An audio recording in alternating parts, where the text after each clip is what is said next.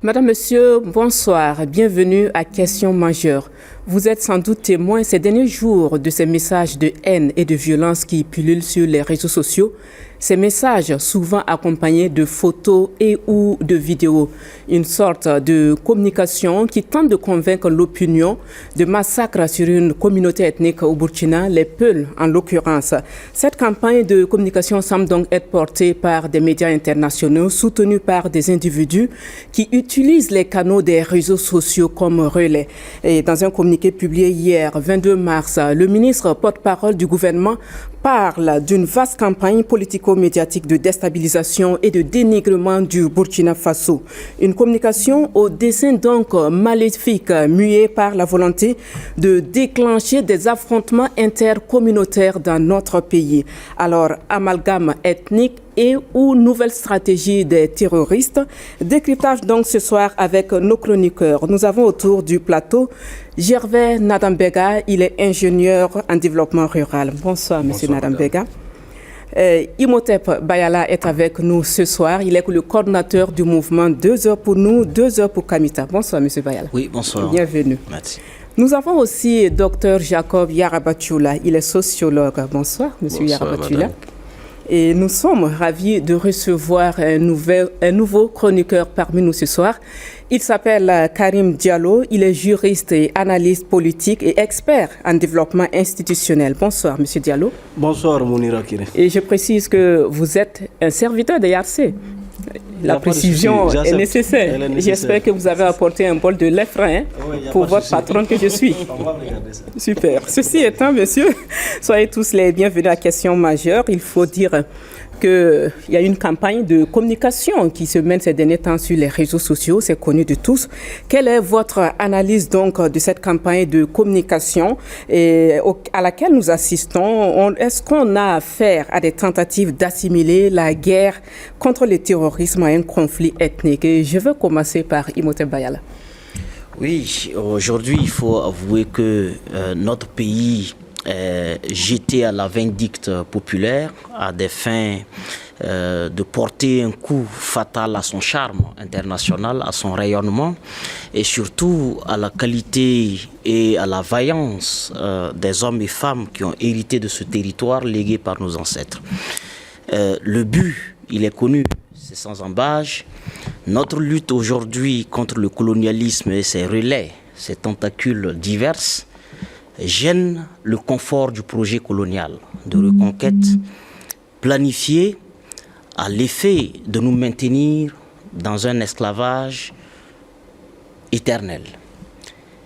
Et cette cabale, elle est menée par des acteurs historiquement bien connus et qui sont nos vis-à-vis dans la bataille des intérêts.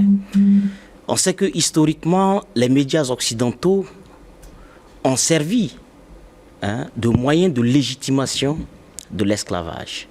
Il faut se souvenir de ces graphies et de ces images qu'on mettait sur les bateaux négriers à l'effet d'adoucir le choc, la brutalité et toute la sauvagerie dont va être victime plus tard les captifs.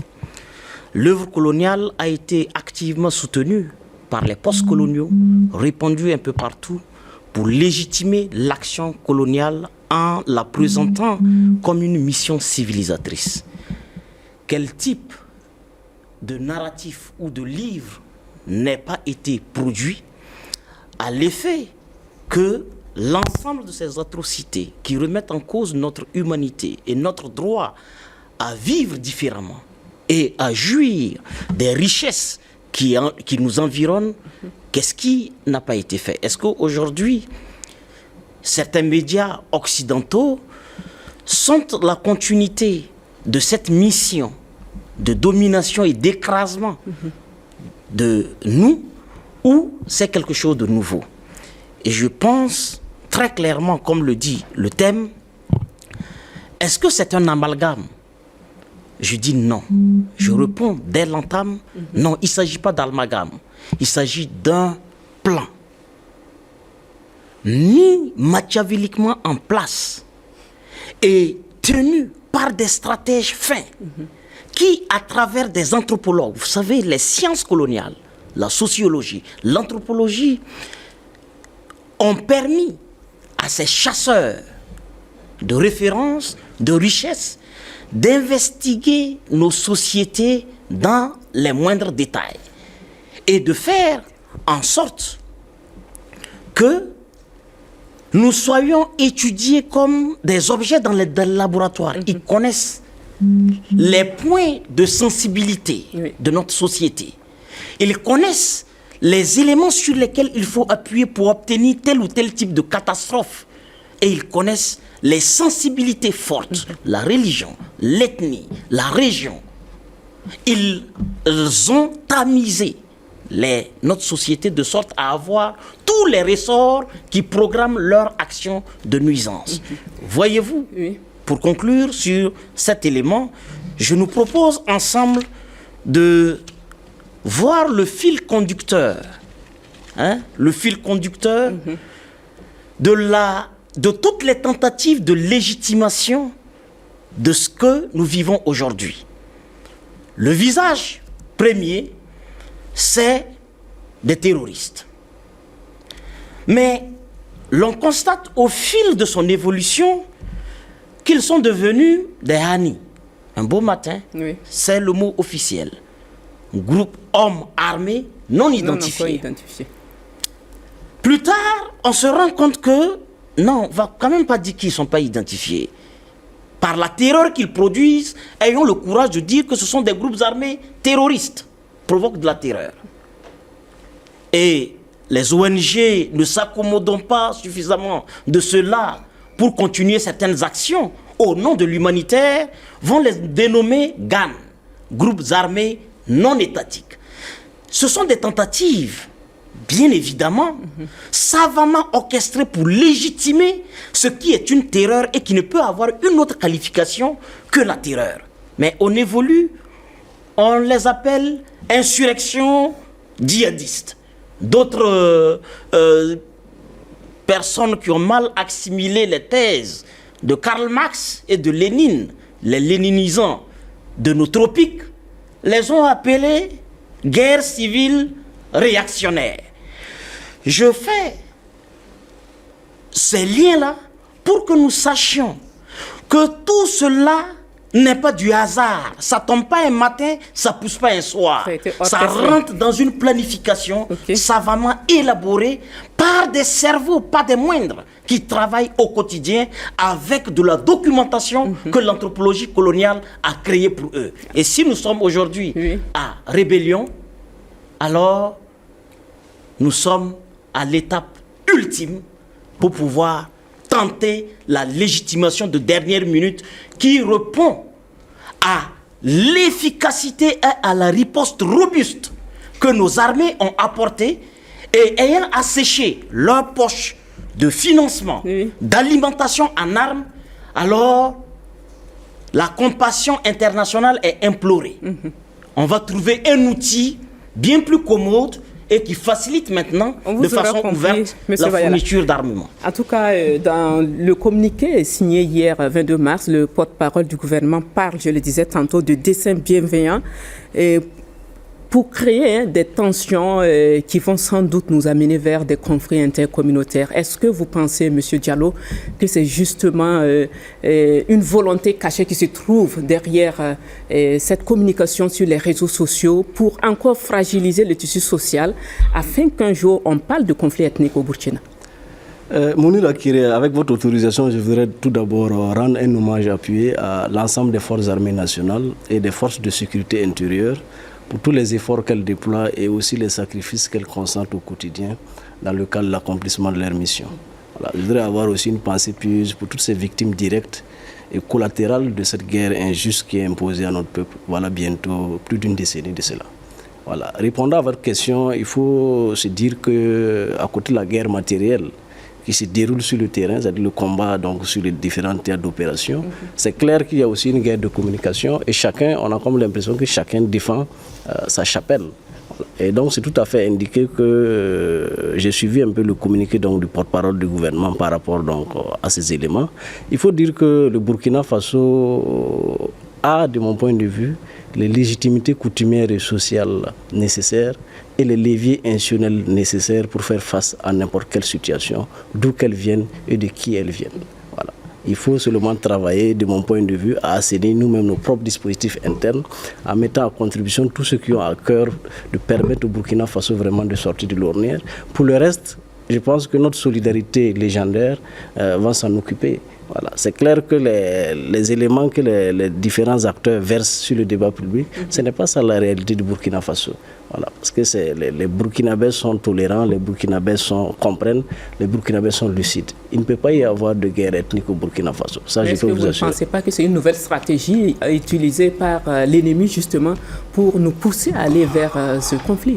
Oui, tout à fait. Ça reste une stratégie, mais comme je le dis, c'est une stratégie qui ne va pas aboutir parce que nous, à l'interne, on va se donner les moyens nécessaires pour que cette stratégie-là ne puisse jamais aboutir. Parce que comme vous le savez, le Burkina Faso, c'est la guerre, en fait, c'est le terrorisme qui est venu peut-être un peu fragiliser notre cohésion sociale. Sinon, vous savez que de par le passé, les Burkinabés vivent en harmonie, les Burkinabés s'entendent, les Burkinabés sont solidaires.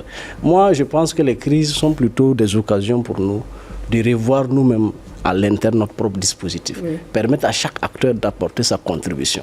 Parce que vous savez que la construction d'un État n'est pas l'apanage d'un seul groupe, n'est pas l'apanage des seules autorités de l'État. C'est ensemble qu'on peut se donner la main, c'est ensemble qu'on peut éradiquer le phénomène du terrorisme, c'est ensemble qu'on peut permettre à notre pays de sortir de l'ornière et d'avancer. C'est clair que tout ce qui nous est imposé, les différents sacrifices qui nous sont imposés depuis maintenant 2015, ce sont des sacrifices qui sont inacceptables.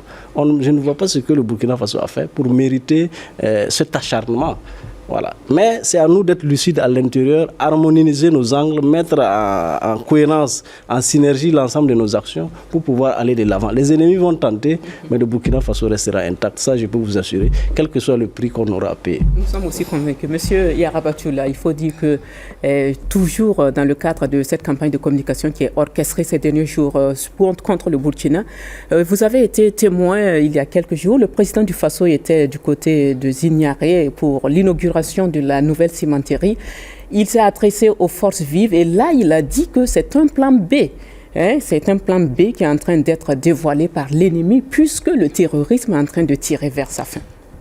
Merci pour l'invitation et bonsoir à tous ceux qui nous regardent et qui nous écoutent. Moi, je pense que cette question, vous faites bien donc de rappeler ce que le président du Faso a dit. Il dit que c'est un plan B. Donc, c'est rassurant. C'est rassurant de savoir que notre président sait les différents types de plans que l'ennemi d'en face a. Il a un plan A, qui est justement donc cette guerre. Il a un plan B, qui est vraiment l'instrumentalisation donc ethnique. Donc, le président sait qu'il n'y a pas que le plan B et qu'il y a d'autres plans. Quand vous êtes avisé de tous ces plans de la part de votre ennemi, vous savez dès lors comment faire. C'est pourquoi je me réjouis justement donc de la sortie du gouvernement par rapport donc à cette question pour encourager, sensibiliser, alerter l'opinion publique sur justement ces enjeux. Je ne doute pas que depuis que la guerre est farouchement menée, les outils également étaient préparés pour préparer justement cette phase-là. Cette phase consiste à dire nous n'avons plus assez de moyens pour mener la guerre au front contre donc notre armée, contre l'État burkinabé, mais il y a quelque chose de moins cher. Voilà, quelque chose de moins cher, c'est cette instrumentalisation médiatique, cette peut-être guerre qu'on peut susciter en restant très loin des théâtres, donc des opérations, et laisser donc la bêtise humaine régler donc l'affaire donc des Burkinabés ou encore susciter le chaos. Et cette bêtise humaine, on sait à quel point elle est facile à manipuler quand on n'a pas suffisamment de standards, si on n'a pas de base, de valeur, et si on a une population qui a faim, une jeunesse qui a des muscles qui ne sait quoi en faire, voilà, ou encore des haines et de l'injustice mal gérée, on sait qu'il y a un terreau fertile actuellement au Burkina Faso qui peut commander cela. Parce que de toute façon, toutes les études qui ont été menées depuis 2015, voire 2014, sur l'extrémisme violent, rapportent qu'il y a des facteurs incitatifs et des facteurs attractifs.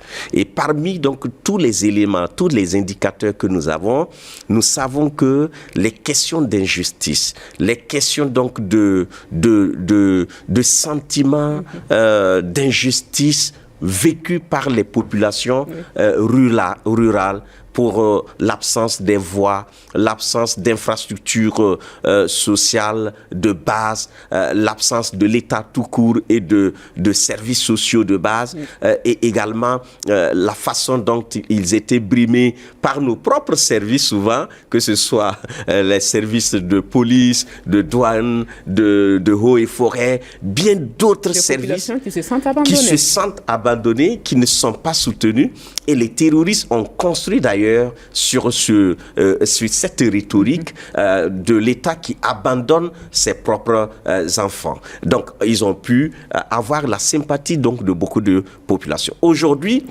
les questions d'injustice, les questions justement donc d'abandon, de sous-développement de nos régions, de nos territoires, pourraient constituer justement le terreau fertile pour justement donc ces différents groupes qui sont tapis ici et là et qui voudront donc amener le débat, amener la guerre sur un autre front. Dès qu'ils vont échouer encore une fois sur ce front, je pense que le président le sait, il y a un troisième front sur lequel je pense qu'il travaille depuis toujours. Si vous lisez un peu toutes les attaques et toutes les tentatives au début donc de cette crise, vous allez peut-être lire entre les lignes et comprendre tous les différents niveaux.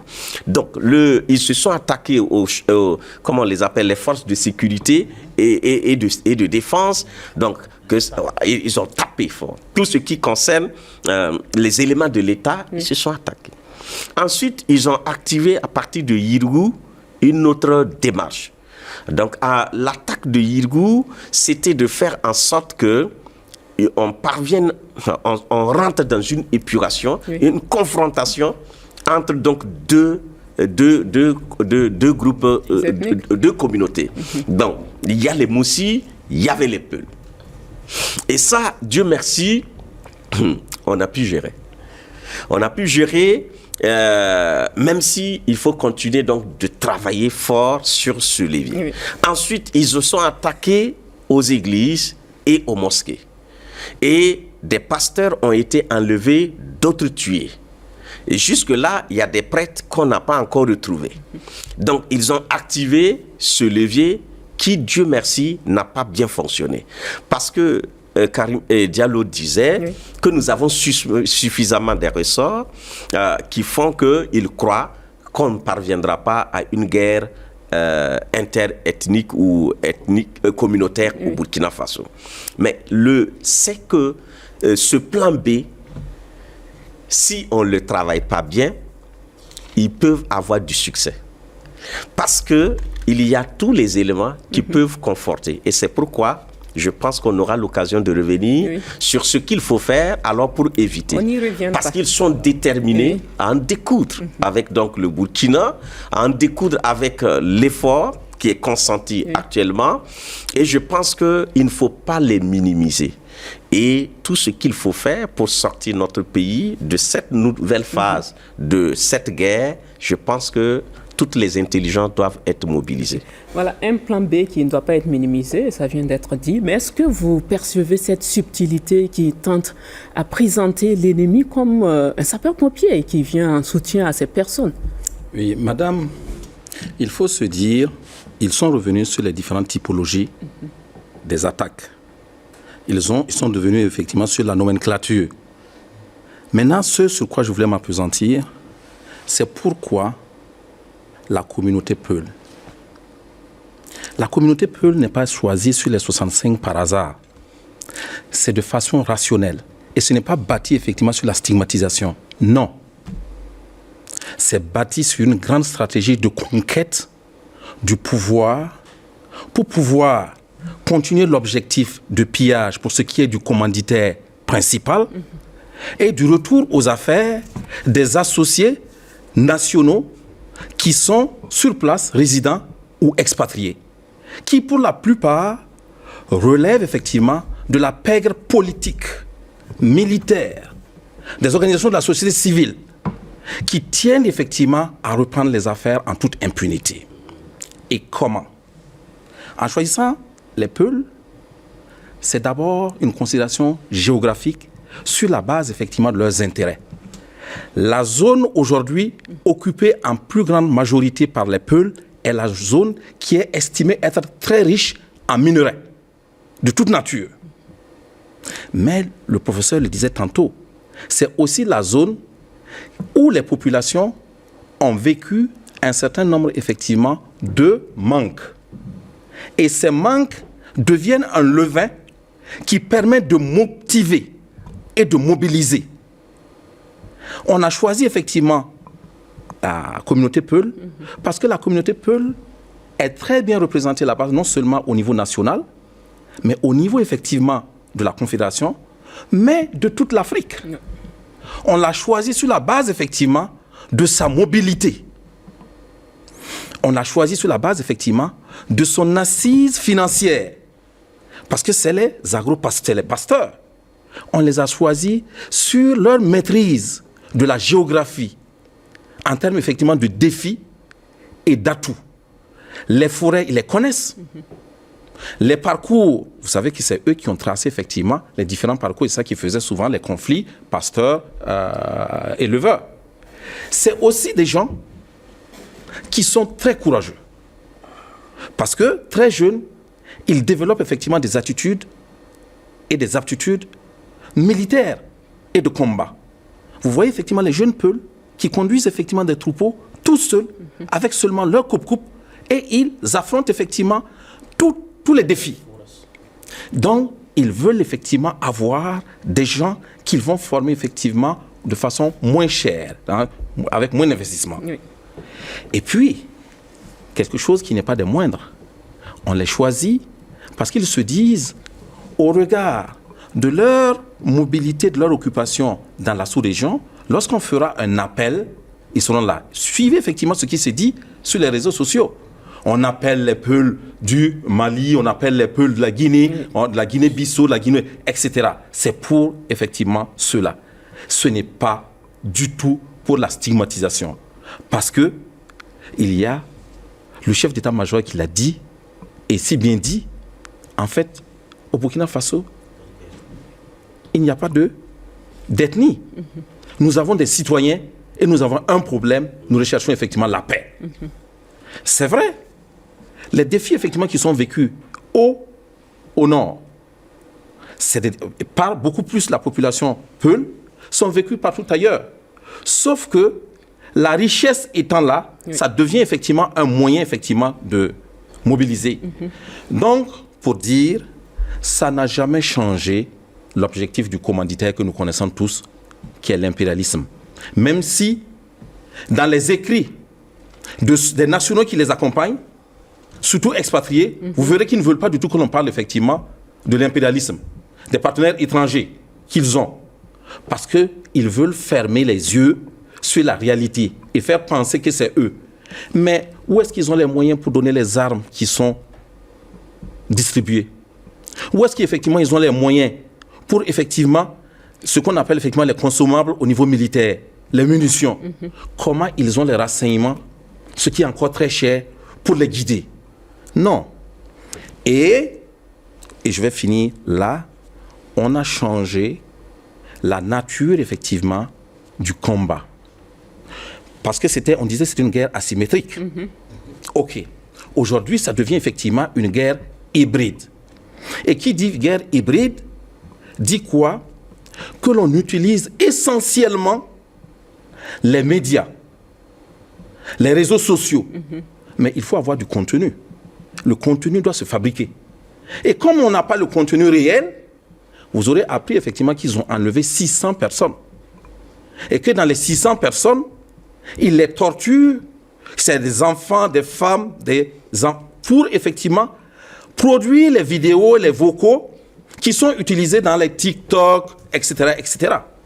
Donc, c'est important d'observer que notre population a du discernement. Mais au-delà de ce discernement, il faut nourrir le discernement. Et c'est là que je rejoins effectivement le professeur pour dire, pour nourrir le discernement, il faut que nous apprenions effectivement à anticiper. Parce que c'est comme si nous ne savions pas que ceci évolue. C'est quoi? Comment effectivement on fait effectivement naît effectivement une rébellion? La rébellion ne naît pas du jour au lendemain.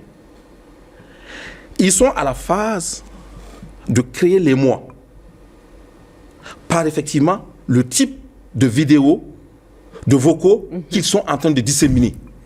Après cela, ils vont concevoir la théorie, l'idéologie, la justification. Et cette justification va être bâtie sur quoi? Cette justification va être bâtie en allant effectivement sur un narratif de voilà, nous sommes effectivement, pour chanter, vous savez, il faut faire le louange effectivement de quelqu'un pour pouvoir le mobiliser. Les Peuls n'ont jamais été associés à si. Les Peuls, ils ont toujours des arguments de stigmatisation. Et ça va venir. Et il y a la constitution du leadership. La constitution du leadership, c'est quoi? C'est que ceux qui disaient qu'ils étaient anonymes, qui disaient qu'on ne savait pas qui ils étaient, ceux qui se cachaient vont s'assumer, ils vont émerger pour pouvoir, et quand ceux qui vont émerger, c'est les nationaux expatriés ou sur place qui vont rejoindre effectivement la géographie, le point de la rébellion, pour dire voilà maintenant nos arguments. Et ce sera effectivement à visage découvert parce qu'ils savent effectivement qu'ils n'ont rien à perdre. Donc, il faut effectivement, je vais dire effectivement comment ça évolue. Et c'est en connaissance de cela que nous devons anticiper pour éviter. Nous ne devons pas simplement, de façon béate, se dire nous sommes forts au Burkina Faso, nous avons le discernement, nous avons effectivement, ça ne va pas arriver. Non. Si nous n'anticipons pas, si nous ne quittons pas la réaction pour être effectivement dans l'action, ça va nous surprendre. Imhotep Bayala, je souhaite que nous revenions sur cette stratégie de communication qui est orchestrée. Voilà, il y a des articles qui pullulent sur Facebook, il y a des pages Facebook qui publient des images, des vidéos, des photos. À cela aussi, il y a des organismes internationaux qui produisent des rapports sur le respect des droits de l'homme. Comment vous analysez ce cocktail-là? Oui, c'est vraiment un cocktail Molotov d'une toxicité avérée. Quand vous imaginez les acteurs mobilisés, la presse, les organismes humanitaires internationaux qui font l'instrumentalisation ou qui sont instrumentalisés, que ce soit pour les droits humains, que ce soit pour l'alimentation mondiale, peu importe la nature du défi qu'ils adressent, il faut retenir une chose de façon formelle. Ils ne le font pas innocemment. Ils le font toujours intentionnellement.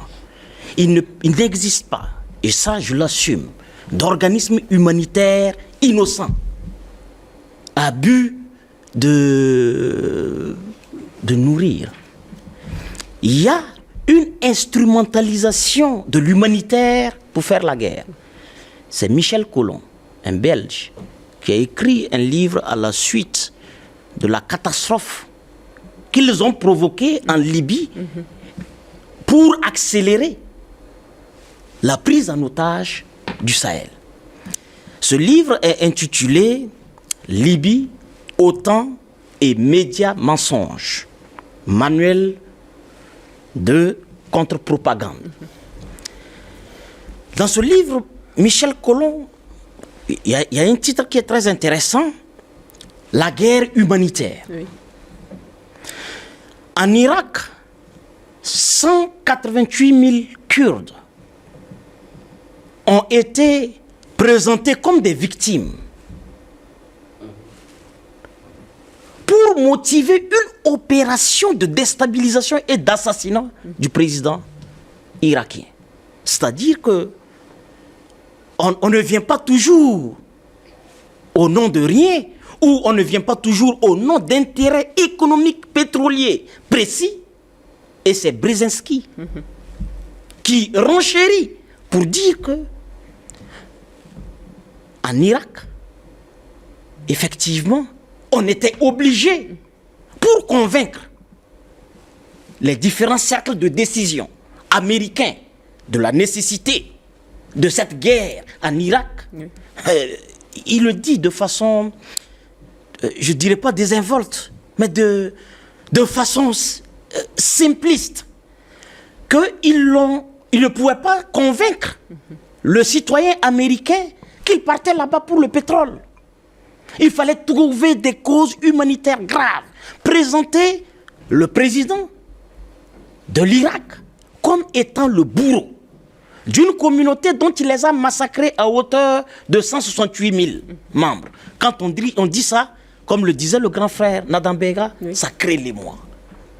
La panique généralisée. Human Rights Watch, tous les organismes des droits humains vont renchérir ce qui a été présenté officiellement par le manipulateur principal, qui était à l'époque les États-Unis, au nom du pétrole d'Irak. Ici, c'est la même chose. On sait que l'être humain est très sensible à tout ce qui est horreur. Aucun homme ne peut résister à une violence de quelque nature qu'elle soit, y compris même contre son ennemi.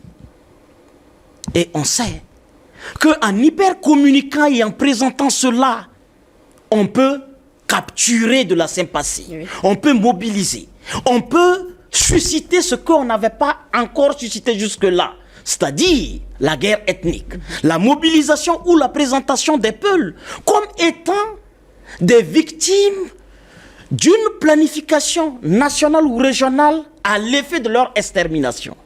Et vous savez très bien que la diversité de notre tissu ethno-culturel et les différentes institutions établies par nos ancêtres depuis des millénaires, la relation de parenté à parents à plaisanterie, sont autant d'institutions qui ont su contribuer à la préservation de notre vivre ensemble. Mais on se dit, il faut espérer, parce que la terreur et l'horreur aussi espèrent.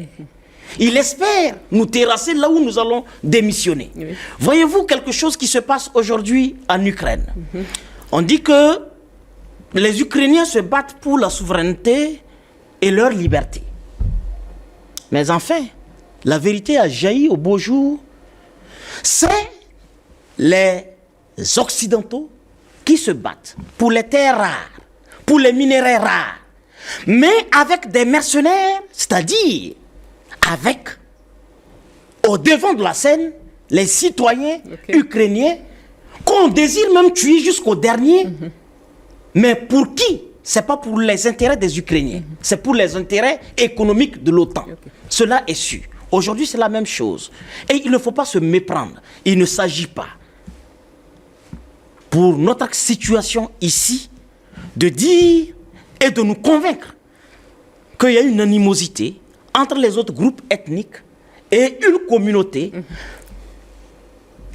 alors que tous les jours, nous posons des actes qui favorisent notre conscience et notre prise de conscience que l'impérialisme manipule.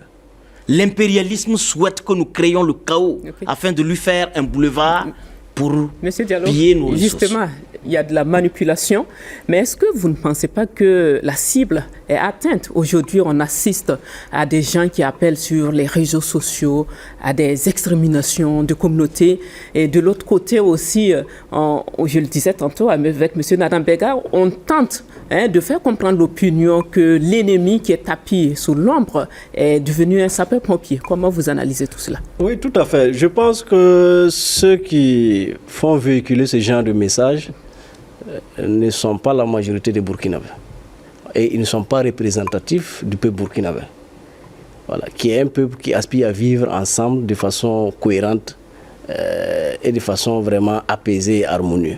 Voilà. Je pense que l'amalgame ou la confusion qui est dressée, en fait, s'adosse à un postulat qui lui-même est faux au départ. Parce que vous savez que les terroristes n'agissent pas au nom d'une communauté quelconque.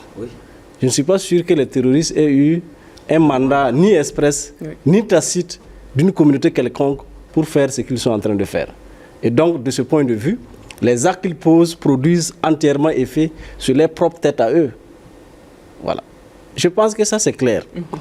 Le deuxième élément que je voulais, que je voulais avancer, c'est qu'en réalité, il y a ce qu'on peut faire et il y a ce que les autres vont tenter de faire. Oui. Mais comme Nada Menga l'a dit, c'est à nous, à l'interne, de faire le nécessaire pour contrecarrer les plans machiavéliques. Parce qu'on ne pourra pas opposer les Burkinabés les Indes. Ça peut marcher 1-2 fois, mais ça ne peut pas être généralisé. Ce n'est pas possible. Parce que justement, au niveau du Burkina Faso, on a un levier institutionnel qui nous permet de prendre en charge ces problèmes-là. Les questions de justice, les questions de vidéos que vous voyez qui sont dans les médias, mais ce sont des éléments infractionnels dont le juge peut s'en saisir, sans tambour ni rien, trompette. On a des chefs de circonscription administrative qui représentent le président du Faso dans les différents ressorts de juridiction respectifs, qui les représentent et qui peuvent prendre des initiatives au niveau local pour pouvoir travailler à la cohésion ou vivre ensemble. Parce que quand vous prenez le décret, par exemple, sur les attributions des chefs de circonscription administrative, il est dit là-bas que le chef de circonscription administrative est dans son ressort de juridiction compétent pour travailler à la cohésion entre les communautés. Moi, je pense que ce qu'il faut faire dans le contexte qui est le nôtre, il ne faut pas donner trop de l'aura à ceux qui naviguent à contre-courant des intérêts fondamentaux de notre peuple. Il ne faut pas le faire. Il faut plutôt voir à l'interne, dans notre propre dispositif interne, qu'est-ce qu'on a fait qui marche et qu'est-ce qu'on a fait qui ne marche pas comme on l'aurait souhaité. Parce que vous savez, la complexité de la gouvernance, c'est ça. Il ne faut jamais vous satisfaire entièrement aussi de votre gouvernance. Et les autres vous envoient des ballons d'essai. C'est pour vous engouffrer là-bas et vous détourner de votre objectif prioritaire qui reste le bien-être de vos populations. Et donc je pense qu'il ne faut pas désespérer du Burkina Faso. Les derniers éléments qu'on vient de voir sont des éléments qui relèvent d'une minorité. Et soyez sûr, la majorité du peuple burkinabé va aller dans le sens de la préservation des intérêts de notre peuple. Il est clair qu'il y a certaines communautés, parce que comme vous savez que le territoire national est vaste, au niveau du théâtre des opérations, il est clair qu'il y a certaines communautés qui peuvent se retrouver coincées, prises en otage, entre des emprises qui font l'objet d'opérations. Et donc là, c'est clair que si les forces armées nationales n'arrangent pas bien les dispositifs, il se peut qu'on mette des populations là-bas et puis créer des victimes et mettre sur le dos de l'État. Je pense que ça, donc si je me résume, il n'y aura pas de guerre ethnique au Burkina parce qu'on est prêt et on va travailler en interne à ce que ça n'arrive pas. Deux, nous, on est conscient, on est lucide. Si dans notre dispositif, si on se rend compte qu'il y a des petites failles qu'il faut améliorer, on va les améliorer, mais de concert avec tout le monde et les autorités de l'État. Donc, il n'y aura pas de guerre ethnique. Ça, au moins, on va lutter, on va mettre les bouchées doubles pour que ça n'arrive pas. Mais là, il faut que tout le monde soit aligné. Au même niveau, qu'il n'y ait pas des individus qui appellent à la haine, à la violence, aux examinations. En tout cas, le procureur du Faso, près le tribunal de grande instance, a fait sortir un communiqué où il parle de recherche. Il recherche ces individus-là qui profèrent ou bien qui prolifèrent ce genre de messages. Comment vous appréciez ? Je pense que c'est un premier niveau très important que de résoudre quelques problèmes que nous connaissons dans cette guerre par la voie judiciaire, et de faire en sorte que tous ceux qui se donnent à cette pratique ou encore à ce type de sport qui est contre notre pays puissent répondre de façon publique donc de leurs actes. Je pense aussi qu'il y a une dimension pédagogique. Il faut donc le faire pour que ceux qui hésitent puissent prendre aussi position par rapport donc à ce que nous demandons de chaque fils et fille donc de ce pays. Est-ce que vous pensez que ces personnes le font à dessein ou bien ils sont tombés dans le piège de l'ennemi? Moi, je crois qu'aujourd'hui, nous sommes arrivés à un niveau où nous pensons que chacun sait ce qu'il fait. Et je pense que le message de notre gouvernement est suffisamment clair. Depuis plus d'1 an, on parle à tout le monde. Oui. On dit ce que nous sommes en train de faire. Nous sommes en train de lutter pour rétablir le territoire, obtenir ce que nous appelons la souveraineté et bâtir un développement endogène. Je pense que tous les Burkinabés donc le savent. Maintenant, la cupidité est telle que pour un billet, on est prêt à rendre service parce qu'on a faim. Et également la naïveté des gens face à certains problèmes complexes. Souvent, nous amène à repenser le dispositif donc, de sensibilisation et d'éducation aux médias, donc qui n'est pas tout à fait une chose de gagner. Donc l'éducation aux médias et à l'information étant faiblement ressentie ou faite au niveau donc des jeunes et de certains moins jeunes, nous pensons qu'ils peuvent souvent être piégés. Mais aujourd'hui, je ne voudrais pas que on excuse quelqu'un qui a la possibilité d'avoir un ordinateur ou un téléphone Android, qui peut s'acheter des mégas, qu'il a été pris au piège donc des manipulateurs. Il porte toute la responsabilité de ses actes. En appelant les gens à détruire une communauté comme la communauté Peul, parce que c'est elle qui est notre problème, tu sais ce que ça veut dire. Est-ce que tu partages avec tout le reste des Burkinabés que la vie est sacrée et que les Peuls font partie de notre pays et que tu n'es pas le seul Burkinabé et tu n'as aucune preuve qui nous montre que c'est eux seulement le problème de notre combat. Et en quoi appeler à détruire une communauté va résoudre le problème du terrorisme. Vous tuerez tous les Peuls du Burkina, vous n'allez pas résoudre le problème. Il est tellement complexe, il n'est pas en lien avec forcément un groupe ethnique. Je suis désolé de dire ça directement comme ça, mais notre problème n'est pas un problème. Le problème donc du terrorisme au Burkina n'est pas seulement un problème ethnique. Quand nous avons mené les études en 2015, nous nous sommes rendus compte que beaucoup plus un problème socio-économique qu'un problème ethnique, qu'un problème également religieux. Donc, nous pouvons toujours prêcher le nexus sécurité-développement comme étant toujours donc l'approche qu'il nous faut. Tout ce qui arrive nous montre que les effets de la guerre, nous commençons à ressentir les effets de la guerre, la volonté de lutter et donc d'en découdre avec l'ennemi. Ça permet donc de gagner du terrain, ça révèle les vraies intentions et ça révèle les vrais acteurs parce que ayant perdu sur le terrain de la lutte armement, la lutte sécurité, la lutte armée, donc alors que sur ce plan B, il ne peut pas se cacher. Donc on a vu pas mal donc d'acteurs qui se sont révélés comme étant donc ceux-là qui sauvent donc la communauté Peul. Je voudrais m'arrêter là pour dire, est-ce que sincèrement nous pensons que tout un État peut prendre la volonté, peut décider d'éliminer c'est une communauté pour résoudre un problème comme le terrorisme? Si c'était ça, est-ce qu'on a besoin vraiment de tout ça, de tout ce qui nous est arrivé? Est-ce que vous pensez qu'un gouvernement sérieux va donc faire recours à l'élimination, à l'épuration donc d'un groupe pour résoudre un problème aussi complexe? Je pense que si on prend au sérieux peut-être les acteurs qui sont aux affaires aujourd'hui, on peut comprendre que la volonté, le dispositif est tout autre que d'être aussi simpliste que de lutter contre le terrorisme en éliminant des fils et des filles de ce pays dont on a besoin pour continuer. Donc, mais j'aimerais quand même dire quelque chose par rapport aux ONG. Oui. Voilà, je pense que les ONG et bien d'autres acteurs peuvent être donc des acteurs qui contribuent à clarifier et à éclairer aussi le pouvoir. De leur rapport, où ils peuvent aller, où l'État ne peut pas aller, ce qu'ils peuvent entendre, l'État ne peut pas entendre. S'ils sont dans les dispositions de construction de la paix pour notre pays, ils auront une démarche en disant « Ah, nous avons vu ça, nous avons entendu ça. Nous ne savons pas tout, mais voici ce que nous avons vu. Voici ce que nous avons entendu. » Ça, c'est ce qu'on attend d'elle. Si ça peut vous aider à prendre des dispositions, voici, nous vous reversons cela. Cette posture, elle ne peut être que constructive.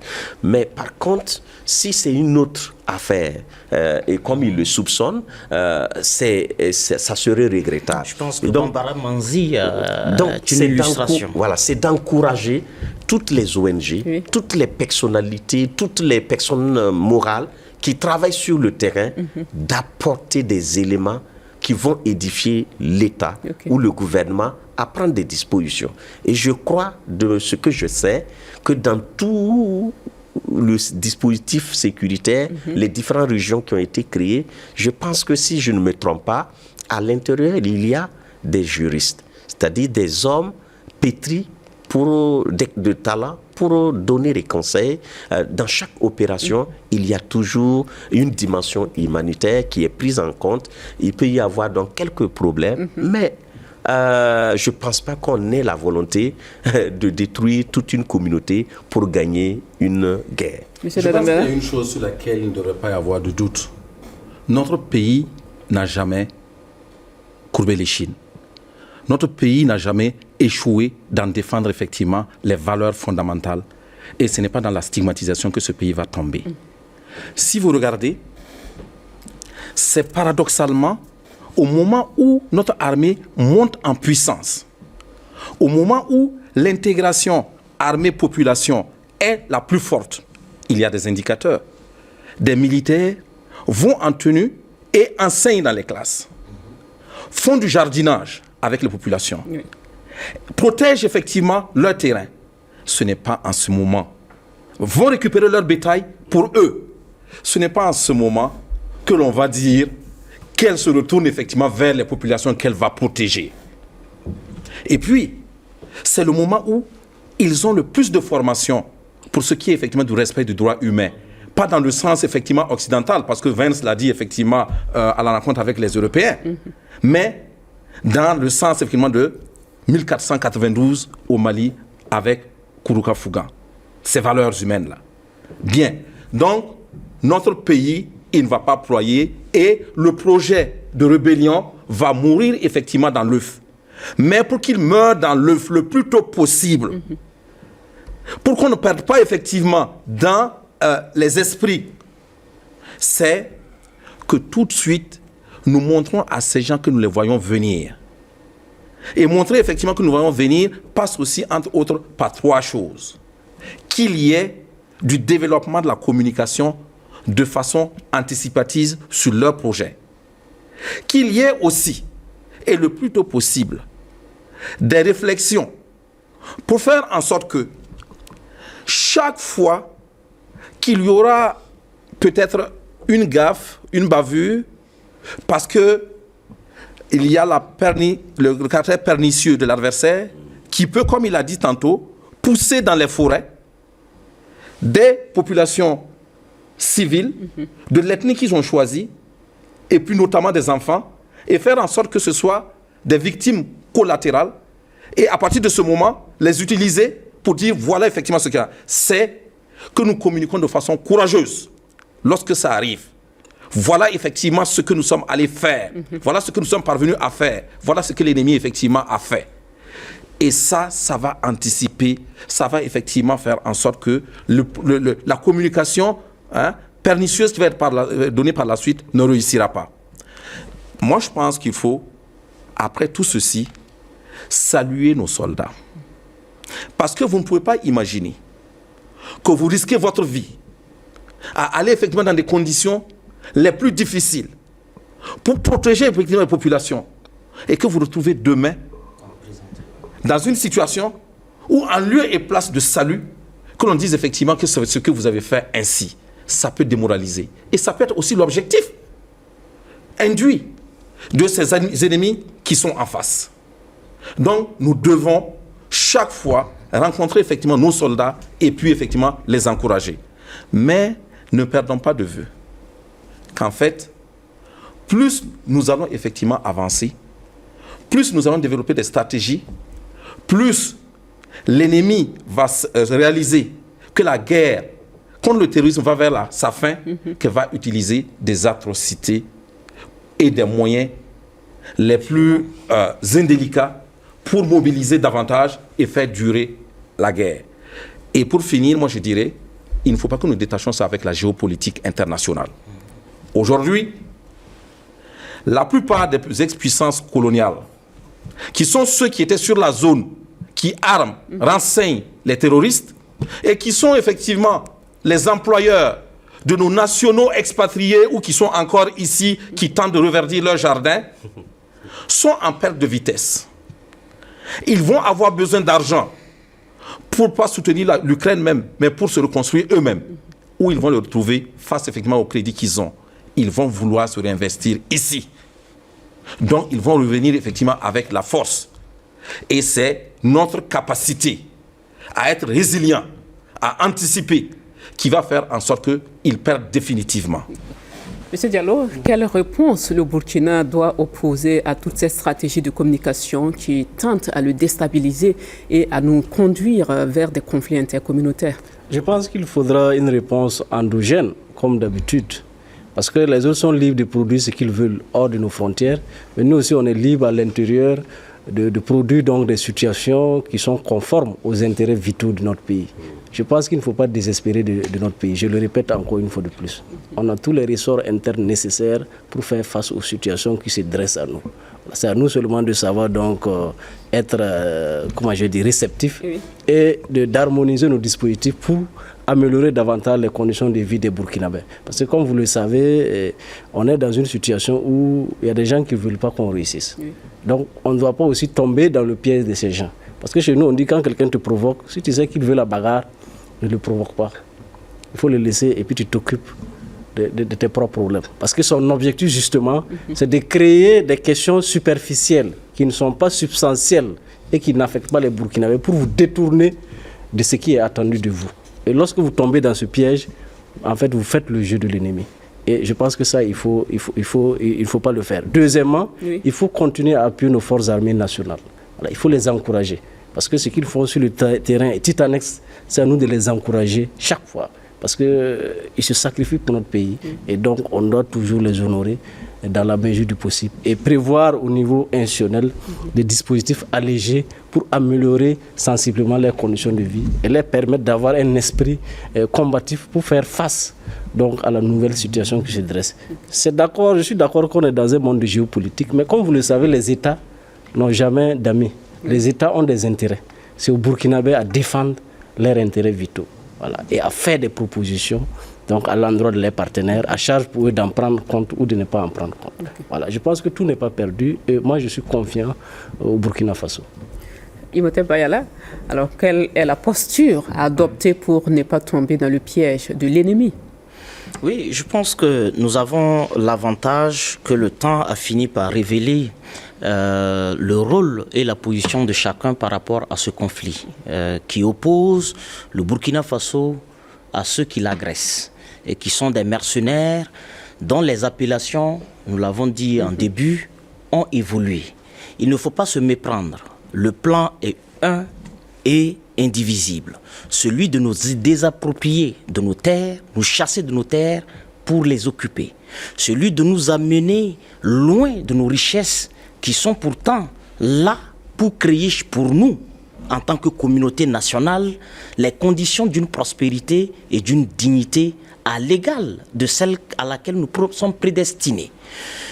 Il faut très clairement se convaincre que les hyper-communicants, les grands communicants des terroristes, qui ont rarement, sinon jamais, salué aucun fait de guerre, de courage, d'audace et de sacrifice de nos soldats, ne peuvent pas nous dire quand il faut faire une guerre ethnique, ou quand il faut faire une guerre religieuse, ou quand il faut faire une guerre régionaliste. C'est à nous de capitaliser leur visage devenu désormais officiel, comme les futures têtes de proue de la rébellion en préparation, qui est déjà un œuf étouffé en lui-même, pour davantage nous immuniser et immuniser notre communauté nationale vis-à-vis de toutes les manipulations et les machinations que l'impérialisme et ses relais locaux sont en train de préparer. Il est clair, au Mali, dans le Massina, on a tenté vainement et fort heureusement l'opposition d'Ogon-Peul. Dans l'Union Mali, la Fédération du Soudan, Mali et le Sénégal, on a encore tenté ça en vain. Ça fait des années qu'on tente d'opposer les Guinéens Peul aux non-Guinéens Peul. Et je ne pense pas que le visage de l'AES, de nos pays matures aujourd'hui se prêtent aux machinations colonialistes de basse échelle. Nous sommes suffisamment, nous avons appris de l'histoire, nous avons appris de nos erreurs et nous sommes désormais debout pour adresser tous les défis auxquels nous ferons face. Il est clair que le Burkina Faso demeurera vigilant face à un ennemi principal que sera ces mercenaires déguisés en terroristes qui nous agressera. Si c'est un Bayala, l'État marche sur lui. Sur le Bayala. Si c'est un Ouedraogo, l'État marche sur lui. Si c'est un Songhai, l'État marche sur lui. Si c'est un enfant, l'État marchera sur lui. C'est une femme, l'État marchera sur lui. C'est un homme, l'État marchera sur lui. C'est un vieillard, l'État marchera sur lui. Il y a une seule condition. Être du côté de la République, du Burkina Faso. Oui, et nous sommes du côté de la République. Docteur Yarabatioula, alors comment agir contre ces officines qui tentent d'instaurer un conflit intercommunautaire dans notre pays? Je pense que la première posture qui est d'ailleurs à saluer, c'est celle du gouvernement qui a communiqué aussitôt et qui n'a pas laissé pourrir et qui a pris les dispositions au niveau juridique pour qu'on puisse également traiter ces questions avec beaucoup de recul, de froideur et de professionnalisme. Donc c'est l'occasion donc de remercier le gouvernement pour avoir écrit, non seulement pour ceux qui sont de très bonnes intentions, qu'ils puissent lire entre les lignes et se ressaisir, ceux qui sont manipulés, qu'ils prennent conscience, et ceux qui sont inquiets, qu'ils soient rassurés de ce que l'État fait. Je pense donc c'est de demander au ministre Ouedraogo Gilbert de continuer dans cette posture, porte-parole du gouvernement, pour être suffisamment réactif et rassurer donc le peuple burkinabé. Je voudrais par la même occasion suggérer au même ministre s'il était possible de capter toute la sympathie mondiale vis-à-vis du Burkina Faso et de les faire passer sur nos chaînes pour que le monde sache jusqu'à quel point le Burkina Faso est aimé et apprécié hors de nos frontières. C'est incroyable. Je rentre d'un pays, on dirait que j'étais un extraterrestre du fait que je dise que je viens du Burkina Faso. Il faut capter ça parce qu'il faut montrer aux yeux du monde qu'on a de l'estime vis-à-vis donc des nations. Je voudrais aussi proposer qu'on puisse lancer ce que j'appellerais les volontaires de la cohésion, les VDC. Les volontaires de la cohésion vont travailler comme les VDP pour construire ce pays après-guerre. Je voudrais également qu'on mette en place un mécanisme d'écoute. Parce qu'il y a des communautés ou des peuples qui sont vraisemblablement inquiétés. Certains cherchent à aller au Canada, aux États-Unis, parce qu'ils ont ce qu'on appelle le sentiment d'insécurité. Il faut un mécanisme d'écoute qui leur permette donc de parler et de confier leurs craintes pour qu'ensemble on puisse construire cette nation. Et enfin, je pense que tôt ou tard, l'État-nation, qui est notre objectif, verra le jour pour que, quelle que soit ta coloration ethnique, régionaliste, politique et autres, tu te sentes un acteur de développement pour la construction de ce beau pays. Alors, nous terminons avec vous, M. Nadambere. Les crises font mûrir. Pour peu qu'on ouvre effectivement l'esprit et les yeux, on grandit. Et c'est ce qui est en train de se passer. Si vous prenez effectivement le Burkinabé d'il y a 5 ans, et vous prenez le Burkinabé aujourd'hui, ils ne sont pas manipulables avec la même facilité. Et c'est là qu'il faut saluer tous les braves et toutes les braves issus de la communauté Peul qui sont dressés ces derniers 4 jours pour dire vous n'allez pas nous tromper. Nous savons que ce n'est pas de la stigmatisation. C'est juste effectivement une conquête de pouvoir, une conquête de bien. Vous êtes utilisé, c'est de la récupération. Ça, il faut effectivement les saluer, les encourager, et dans le sens de ce qu'effectivement le professeur proposait, aller dans une approche de consolider tout ça. Parce que, c'est-à-dire que on ne doit pas laisser ça comme des éléments isolés, spontanés. Ça doit être récupéré au plan de la communication pour que ça circule. Secondo, nous devons travailler à faire en sorte que la justice participe de façon effective au combat. Comment? Le procureur du Faso est sorti et il a fait effectivement un communiqué. Oui. Très bien, il faut saluer. Bientôt, ils vont faire effectivement des recherches et ils vont mettre effectivement la main sur des gens. Et ils vont mettre la main effectivement sur l'approche, les numéros IP qu'ils ont utilisés pour, etc. C'est-à-dire, ce n'est pas les utiliser seulement pour sanctionner et condamner, mais les glisser à une cellule technique qui va sortir et publier. Voilà où sont ces gars-là. Voilà effectivement comment ça procède. C'est comme ça qu'on va démanteler et éviter de faire effectivement des segmentations. Oui. Il faut que ça circule entre les différents segments qui travaillent à la lutte effectivement contre ce phénomène. Et il faut comprendre effectivement ce qui vient de se passer comme un test. C'est des tests, c'est des ballons d'essai qui lancent pour voir quelle va être la réaction du pouvoir, oui. Quelle va être la réaction de la population pour pouvoir ajuster ce qu'ils sont en train de préparer. Et il faut donner une réponse ferme, efficace, qui va permettre effectivement de faire pourrir cet œuf-là, qui n'aille pas plus loin que là. Moi, je pense que il faut lire tout ce qui est en train de se passer là, en termes effectivement seulement de... Ce n'est pas l'objectif, c'est des moyens. L'objectif ultime n'a pas changé depuis l'impérialisme de la colonisation. C'est de venir nous piller. Et c'est ce qu'il faut faire comprendre effectivement à toutes les communautés, principalement à la communauté Peul. Ces gens-là ne sont pas la solution. Ce qu'ils disent, c'est de l'utilisation qu'ils veulent faire. Ils sont pas leurs alliés. C'est pas des alliés. Oui. Vous ne pouvez pas avoir de meilleurs alliés que l'État. Merci. Merci beaucoup, Monsieur Nadambega. Vous l'avez dit, les crises font mûrir. Et de cette crise, nous sommes convaincus que le Burkina en sortira plus grand. Et nos communautés vivront en symbiose dans la cohésion sociale et dans la paix. Merci à vous tous pour vos analyses sur cette question majeure qui a été soumise à votre appréciation. Je rappelle, vous êtes prononcés sur les messages de haine et de violence qui sont véhiculés ces derniers jours sur les réseaux sociaux.